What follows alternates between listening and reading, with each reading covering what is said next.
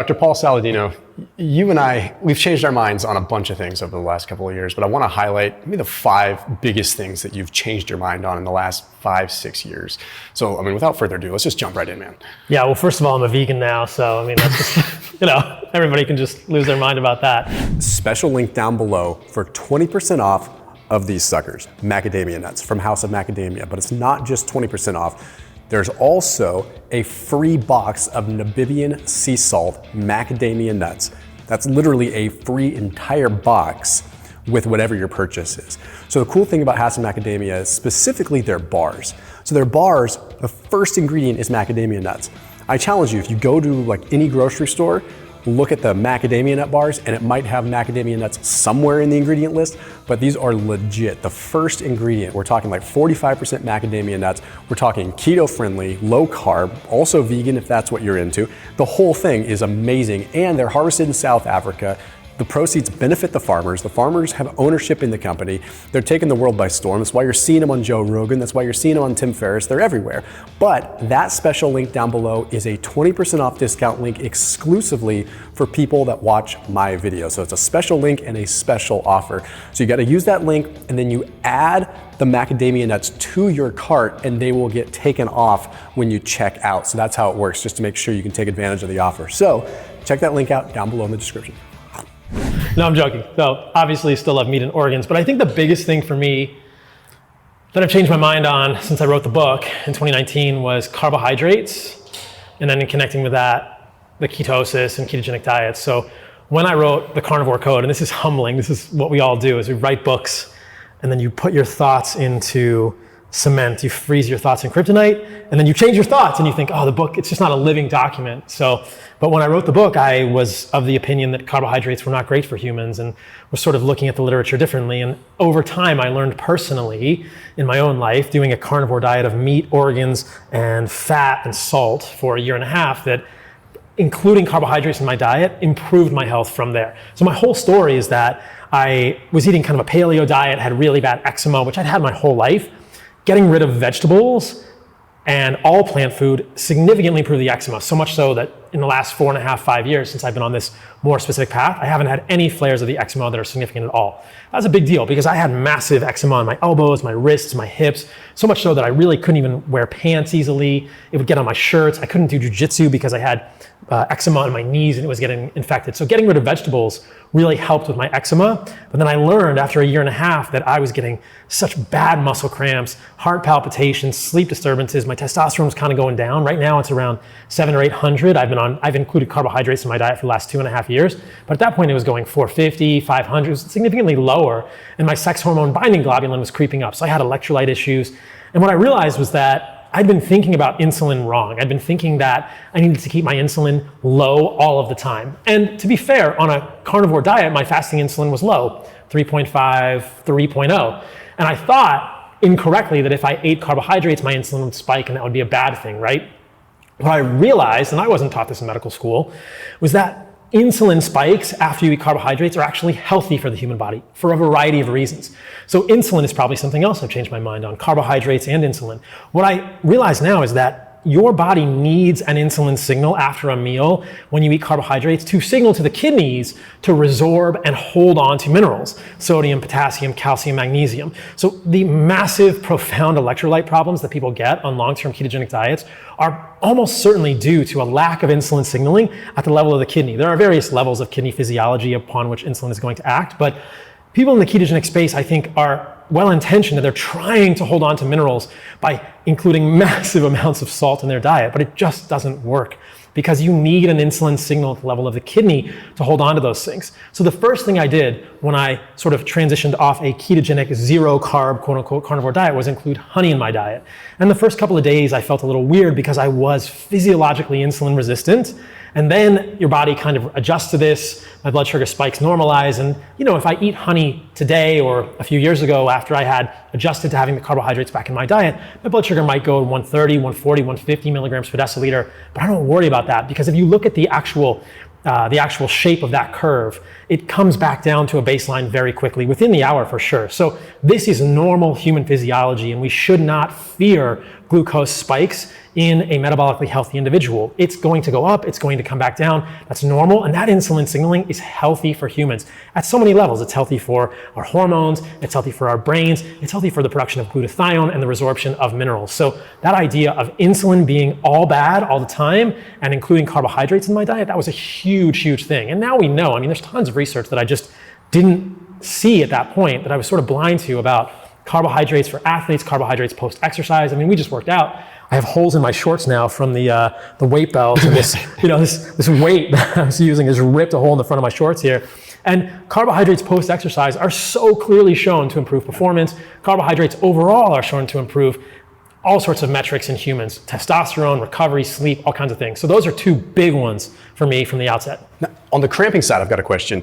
As far as, because I've experienced that when I'm low carb, right? I'm very, very prone to cramping, which, as someone that does a lot of endurance stuff, it's problematic. Like if I'm backcountry or anything like that, I was just doing a long trek and ran into a huge cramping issue, even though I'm not super low carb anymore. I guess I'd still lowish carb. And I would argue that it actually takes time to actually like recover from some of that insulin issue that you have with the kidneys. But the question that I've always had, and maybe you know the answer, since protein is insulinogenic, can you get some resorption of the minerals through the insulin spike with protein, or does the glucagon cancel that out in that case? I mean, you get some, it's just nowhere near. If you look at the amount of insulin and the level of insulin you get with carbohydrates, it's much higher than it is with just protein. I mean, you get some with protein, it's just not the same as a carbohydrate spike. And so people in communities that are fearful of carbohydrates will say, look at how much insulin you're getting. And that's good, you need that. And so people understand this also, like when you don't eat carbohydrates, you become insulin resistant. This is not the pathological insulin resistance of diabetes, which is different physiology that I can describe. This is the insulin resistance of physiology, basically historically, evolutionarily, this is starvation insulin resistance, meaning that you are physiologically insulin resistant. Your body is saying, hey, spare the glucose. Any glucose you're getting, spare that for the brain, the adrenals, and the gonads, and maybe the red blood cells. Don't put it in the muscles. That's physiologic insulin resistance, and that's what you see in people who are low carb or zero carb or keto, and that's why the first time someone like that eats carbohydrates, they may feel very strange, or the blood sugar may go up. This is why a woman who is low carb will fail a glucola test in her pregnancy, because that is physiologic insulin resistance. And I actually have come to believe that's not a good thing. I don't think we want to be physiologically insulin resistant. It is a historically, evolutionarily adaptive thing for extreme situations, but I think that humans do better, and I've come to see carbohydrates as a signal of abundance. I mean, if you go to spend time with the Hadza or the Maasai or the Samburu or the Khoisan, I mean, these tribes invariably seek carbohydrates and they celebrate it. They don't think, oh, I've had 100 carbs today already, I'm not gonna eat this. When I was with the Hadza, we found a beehive and they just went off on this thing. I mean, I got a big chunk of beehive and ate it with the larva in there and the honey, and it's amazing. And the three Hadza guys that I was with probably ate 60, 70% of the honey in this hive, and then shared a little bit with their comrades when they came back. Say, hey, we found a hive, here's a small amount for you guys. But they'd eaten a ton of this stuff. So historically, I think humans had massive exposure to carbohydrates whenever they could get it, as much as they could get it. Yeah. They didn't fear it at all. I would agree. I mean, I definitely feel like, to say that carbohydrates aren't evolutionarily correct is invalid. I think there's always access to them at some point, one way or another. And humans are seeking them. Yeah. If we don't have them, we're seeking them. If we can't find them in berries, I didn't mean to cut you off, but if we can't find them in berries, if we can't find them in honey, we're going to find them in roots. Yeah. It's a piece, it's interesting. It's just so intuitive and simple. We're looking for animal protein. We're looking for nutrients and organs. That's clear. We're always eating the whole animal. But the next thing, I think, in tandem with that, we're also seeking carbohydrates as wild humans. We've forgotten what wild humans look like because we all, except for maybe a couple thousand people on the planet today, live as semi-domesticated humans. But it's very clear. I mean, if you look at the Hadza, so there was a PhD researcher who actually spent a lot of time with them and gave them surveys of these nomadic tribes and said, what are your favorite foods? And there were 5 foods that were their favorite. So there was meat, there were berries, there was baobab, there was tubers, and I forget the last one, I'll think of it in a moment. But honey was invariably the first thing that they wanted. Both men and women ranked honey as number 1. And men said meat as number 2. Women ranked berries, baobab, and tubers, I think all about the same. But in both groups, the roots were sort of the last thing that they wanted to eat. Wow, man, that's wild. But both of them that was the favorite thing for them, was honey. Well, I mean, it makes sense. It's delicious. They celebrated it more than anything, right? And if you look at these people, there are tons of studies of them, of their cardiovascular health, they're not. They have insulin sensitivity, which is amazing, which is exemplary. They're not insulin resistant. They're not diabetic. They're not obese. So my own anecdotal experience, I don't eat an abundance of carbohydrates, but I've added honey and fruit in, and my insulin sensitivity has improved on my lab work. So I mean, it's by fasting insulin, which is perhaps the most clear metric you could ever use. That's unquestionably an improvement in insulin sensitivity. All right, so we've got 1 and 2. What would you say the third thing that you've? Fasting probably, which is linked. So the literature around fasting and around sort of autophagy is not as clear as I once thought it was. It's kind of murky. And I'm just not convinced, number one, that you need to fast to have autophagy. If you look at markers of autophagy, our body is always kind of doing this. Our body is always using ubiquitinization of proteins and recycling them. And there's some evidence that you're doing just as much autophagy when you're eating as when you're not. And there are some things that can trigger autophagy or autophagy signals that you're eating, like glucose or trehalose, which is a sugar that occurs in plant foods. Like that apparently triggers autophagy. That's including something in your diet. So eating glucose triggers autophagy. This is not the traditional, canonical narrative we hear. So to make it this simple narrative, like you must fast to do house cleaning, that sounds very appealing to people. And they're thinking, yes, I just have to fast more and more. I want a clean house. I go home into my house. I'm reading like Marie Kondo. I have to put everything in its place. I want a very clean house. Marie Kondo, like the life-changing magic of tidying up. So that's what they think about their body when they're fasting. And it's just not that way at all.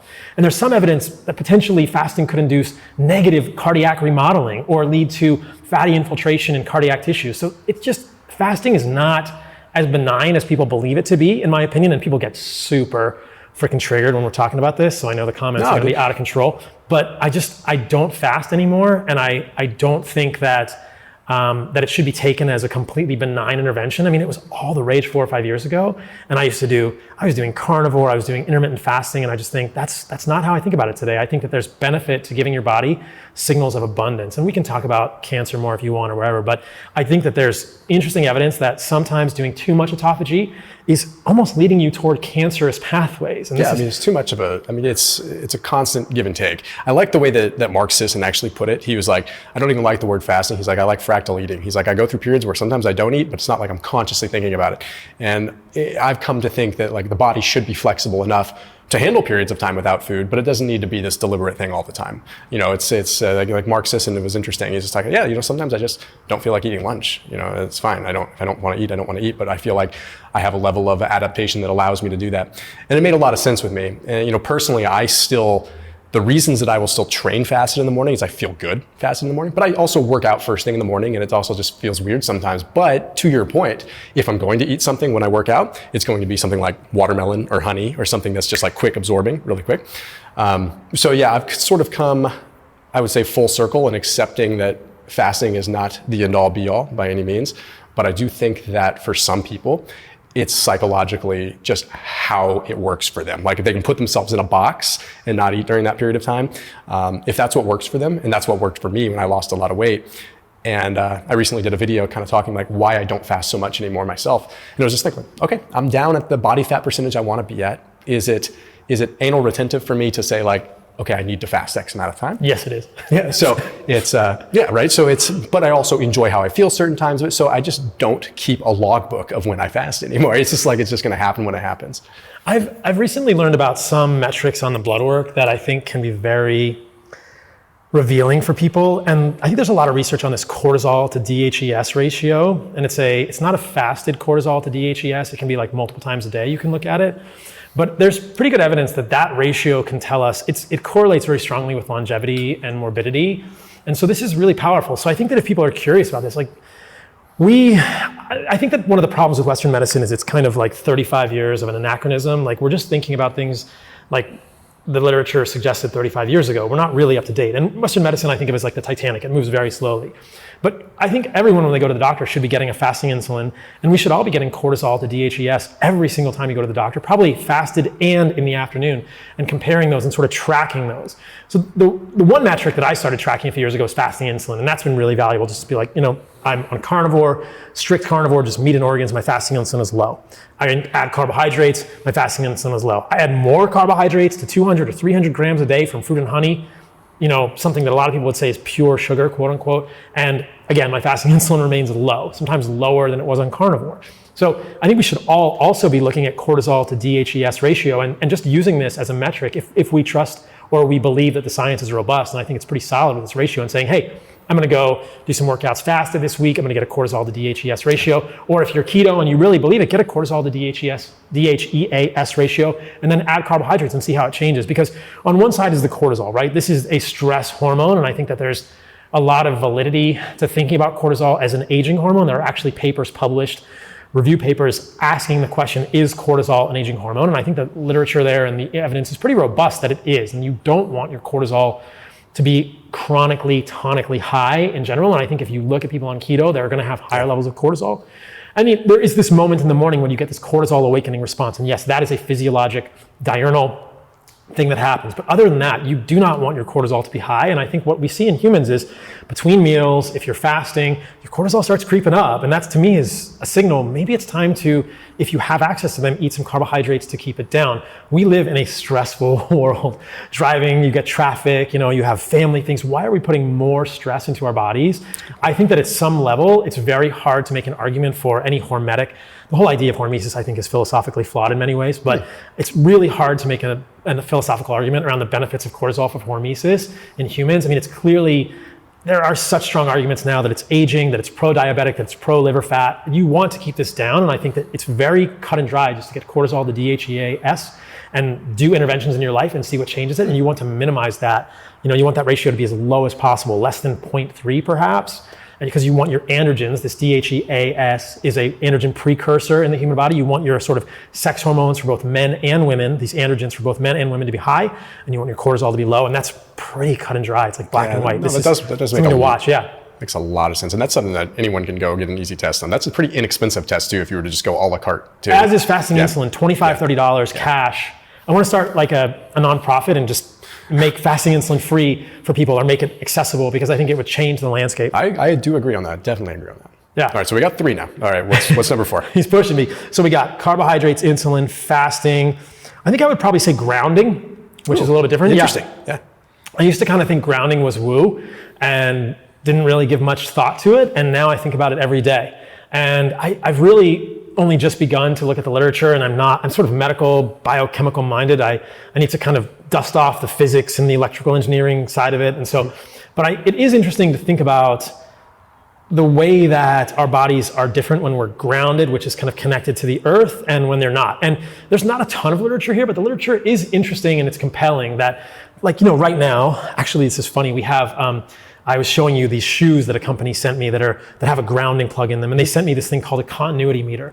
And you can take this continuity meter and stick it in a ground. You can either stick it in the grounding part of an outlet. People don't do this at home. Don't electrocute yourselves. But if you know what you're doing, that little round plug in an outlet, that's the ground. So you can stick the continuity meter in a ground, and you can stick it in the actual ground, and then you can hold the continuity meter and it'll tell you if you're grounded or not. So I've been experimenting with this. It's kind of fun. Like right now, we're not grounded, Yeah. But if I go over here and put my foot on the concrete, this is probably grounded right here. And there's evidence that the way my body sort of perceives the environment when I'm here grounded versus not is different, which is really interesting. And there's something called the zeta potential on your red blood cells, this sort of charge around them. And there's research that looks at the way the red blood cells are charged when you're grounded versus not. And it's different. And you think, wow, that's actually physiologically different. And I mean, it's very clear. You can see this. Like if I have the grounding meter, you can tell like there's a difference in the ground. When you're not grounded, you're sort of accumulating a charge. And you think, is that something that your body is used to? Historically, evolutionarily, which is the framework that I consistently come back to, we would never have done this. It's very hard not to be grounded in nature 50,000 years ago. And I think, oh man, that was sort of a realization to me. Like, do you have a dog? Yeah. Always grounded when they're outside. Unless they're wearing like the doggy the doggy shoes, right? They're always grounded. They're always touching the ground. And we did this experiment at the Airbnb in Topanga. One of my guys actually climbed a tree, right? And so when you're grounded in a tree, when you're touching the tree, because the tree is grounded. Yeah, that's a good point. It's very hard not to be grounded in nature without shoes on, or with natural fibers in the bottom of your shoe. But it's very easy not to be grounded in our world today. And I thought, wow, that's a really stark contrast. We have rubber-soled shoes. Yeah. And how many people are actually grounded at all? And it's very possible that most of us are grounded 0% of the day. Yeah, well, they used to say when you would go to the beach. We used to be like, oh, it's the negative ions from the ocean that make you feel good. And I always kind of questioned that. I'm like, how about maybe this is the one time that people are actually taking their shoes off? Or going in the ocean, like, which is incredible grounding. Measure cortisol levels. They would like look at, just level, even perceived relaxation at the ocean. And they will say, well, like, oh, it's just the white noise or it's the negative ions. And I always question that because I've always speculated on grounding. Right. I've always been a fan and thought that it made sense because we are electrical systems. Like, it just makes logical sense to me, even without looking at literature. And so I had always questioned that and been like, not many people wear shoes on the beach. And I always thought that. I was like, maybe it's just the fact that they're actually connected to the earth in conjunction with these other things. Yeah. And if going in the ocean, you're grounded. The sand is grounded without a doubt. But yeah, you think about it, like, it feels strange to be wearing shoes on the beach. Yeah. Almost anyone is going to, when I see people walking in shoes on the beach, I think, don't you, like, there's some intuition, like, no, my body wants to touch that. Yeah. It's like seeing a glass of water. You want to drink that. Yeah. So your body, like, wants to do it. And I think that for most of us, when we are aware of this, if you see a nice patch of grass, you might actually want to, like, take your shoes off and go over there and, like, touch it, potentially because of this. I think and there is interesting research that it sort of calms us as humans and changes the sympathetic nervous tone. There are small studies in women who have done shift work, nurses, and they had them sleep on grounding mats for a month, and it normalized their sort of diurnal cortisol spike in the morning. Many people have this tired but wired physiology where they have this cortisol rhythm, which is out of sync. We want that to be early in the morning. That's what wakes us up. And sleeping on a grounding mat normalized it for these women. It's actually a very striking visual that maybe we can put in the YouTube. I can send you the study where if you look at it prior at the beginning of the study, it's just one study. I think it's 12 women. Their cortisol rhythms are all over the place. It looks like spaghetti or something. And then at the end of the study, they're pretty synced up. It's just this gradual decline throughout the day of cortisol and then a morning spike. Mm-hmm. And the intervention was sleeping on a grounding mat. And a grounding mat is interesting because it's this conductive surface. I think it's some sort of carbon surface. Yeah. It's like, carbon type of conductive surface. Amethyst and other things. Yeah. Well, and it's plugged into a wall and it's plugged into a ground. You have to test the outlet. And, you can get very... 2.7, I think is what it is. 2.7 hertz. I don't know. I don't even know. You can get very geeky about this, and some people are worried about dirty electricity and other stuff. But I think that any grounding is better than no grounding. And like that, basically you plug it into an outlet that's grounded, you test the outlet, and then you're grounded when you're sleeping. That's interesting. So I've been thinking about grounding more recently, and it's just... It just makes me even more like a hippie. I walk around in like cotton shorts with holes in them, and I never wear shoes anymore. So that's another thing I think about. Definitely on the same page. I've been on the grounding kick for like the last couple of months, and I got a grounding mat, and again, purely anecdotal, right? But like even my sleep, I'm just trying to like spend, even if I spend like 20, 25 minutes a day doing some kind of nidra yoga or meditating on it, just making a concerted effort. And of course I do try to be shoeless as much as possible anyway, but making a concerted effort with that. And I've even told my team, I've told JR, I've just said like, I know this is like hippie woo-woo witch doctor weird stuff, but like call me crazy, but I feel a difference. Don't you? Yeah. I haven't done any controlled studies, but whenever I have friends over to my house, I'll put a grounding mat down on the couch or a bed and say, go lie on that and tell me what you feel. And I should do some sort of controlled experiment where one of them is plugged in and one of them isn't, and see if they notice a difference and they can tell. But people consistently, and again, this is nothing scientific, it's just anecdotal, it kind of feels like it's pulling you in, or like just like kind of grounded. It just feels grounded in an interesting way. Oh. So yeah, I think that's pretty fascinating. All right, what's big number 5 here? Okay, so I think number 5, it overlaps a lot with the other ones. We got shoes, we got maybe sunglasses. Yeah, changed my mind on sunglasses for sure. I don't wear them anymore. I think that you want the sunlight in your eyes.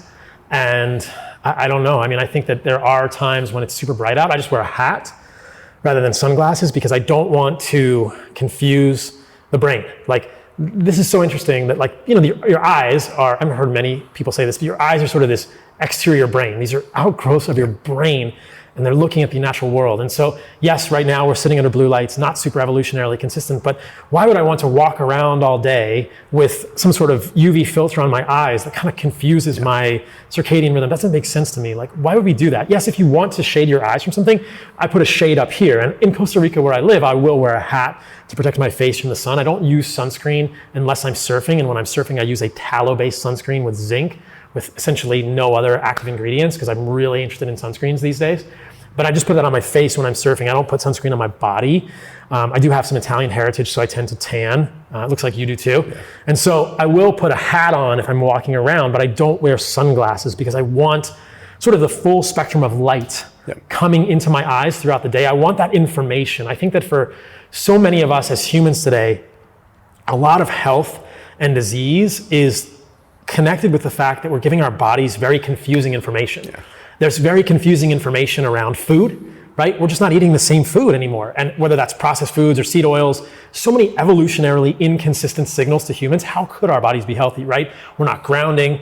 We're not using circadian rhythms. We're not getting up with the sun or going to bed at night when it's dark. We're using blue lights at night. We're wearing sunglasses. We're putting things on our skin to protect, quote unquote, our skin from the sun when our skin is actually supposed to see the sun. And those things we put on the skin have octobenzone, avobenzone, octocrylenes, which are absorbed and are connected with cancers. And so think about it, we as humans in 2023 are basically, quote unquote, swimming in information that is confusing for our body. I mean, why would our bodies respond any differently than they are as a culture which is massively confused, massively unhealthy, and we have very unhappy people? So I think that the simple, and perhaps it's such an overly simplified concept, is just freaking give your body like basic natural information, quote, nature-based information, the natural state. Like, what is it? It's look at the sun when you wake up without contacts, try to avoid toxins in the environment like plastics that are xenoestrogens, put your freaking feet on the earth, don't wear synthetic clothing. That would probably be another thing I've changed my mind about, is underwear and what my underwear is made out of. Polyester underwear doesn't look so good for either men or women. We can talk about Lululemon. I don't wear underwear. I don't wear underwear very often either, man. It's good to have a little bit of underwear on right now. I mean, I'm wearing some boxers because I got some holes in the front of my shorts here. But yeah, so I think that's true. But what are your shorts made out of? Yeah. Polyester, bro. It would be better if you were wearing underwear. It's just not comfortable. So, I mean, and then I think it goes back to what I usually talk about, which is food, and the idea that look, your body needs to have a food signal. You just need to give your body the right information. And if you give your body the right information, and you being like a generalized royal you to all of the listeners, if we are giving our body the right information, then our genetics know what to do, and they're responding properly. And yes, humans might evolve into some transhumanistic cyborg in 1,000 years, but right now in 2023, we basically look like we did 20,000 years ago. And 20,000 years ago, we were giving our bodies very different information. I'm not saying we need to walk around in loincloths. The idea is that, hey, we live in an amazing time. We have technologies that make it easy to do things. I drove 40 minutes to get here from Topanga, and that would have taken me a whole day to hike here. Yeah. We still could have had a campfire tonight, but now we can do this technologically, and thousands, tens of thousands, hundreds of thousands of people can see it. That's amazing. But as we're doing this, as we're using this technology, I think we need to be aware that we're giving our body different information than it's used to, and we need to return to what it's expecting if we hope to be fully healthy. Yeah, it's a flat out crisis of abundance. All right? Yeah. And confusion in terms of information. Yeah. No, that's awesome, man. And I will say one thing on the sunglasses. I'm with you on the sunglasses.